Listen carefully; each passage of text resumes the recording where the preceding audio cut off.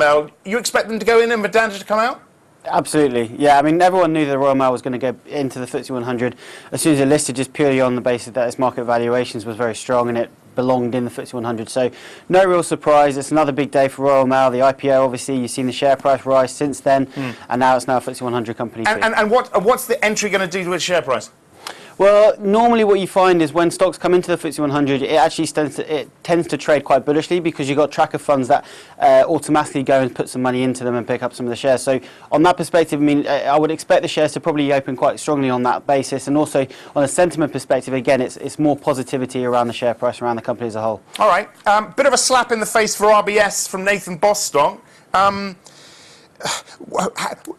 Who fills his shoes now at RBS, and how do they move forward from here? That's the big question, you know. It really is a slap in the face because this guy was there. I mean, finance director, right? He's been in the job, what, 10 weeks? He's resigned already. So not only is it a sentiment blow for them, but also from a structural blow as well, because he was going to be the guy that was going to clean up the mess, move the bad debts into the bad bank side of the business, and really spend the next 2 years or so focusing on that and trying to turn the bank around in terms of siphoning off and deleveraging. And it's not going to happen now. So who's the guy who's going to come in and do that? That's the uncertainty, and I think that's why shareholders certainly may be a bit concerned. I mean, do we know anything about why he made this move? Was there any feeling of disgruntlement within the company? Is it a bit of a mess in there? What has he said?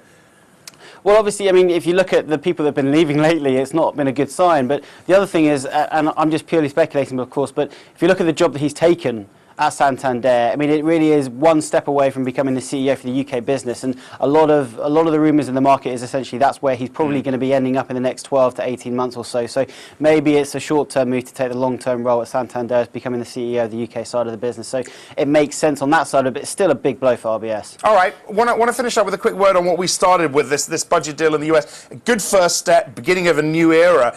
But surely this marks the end of any chance of Washington enacting any major deficit reduction laws in the near future. It does, and to be honest with you, I mean, it's good because they've come to an agreement. First step is really the only way you can call it because it is just a first step. Call me a cynic. I still think we'll still have a lot of troubles over the next 2 years. Whenever Republicans and Democrats come together to come to an agreement about anything, there will always be struggles to get to a bipartisan agreement. It's a good first step. It doesn't cover everything. People are still going to be disgruntled on this basis. So I think it's okay, but I don't think we should be celebrating this to the hills at the moment.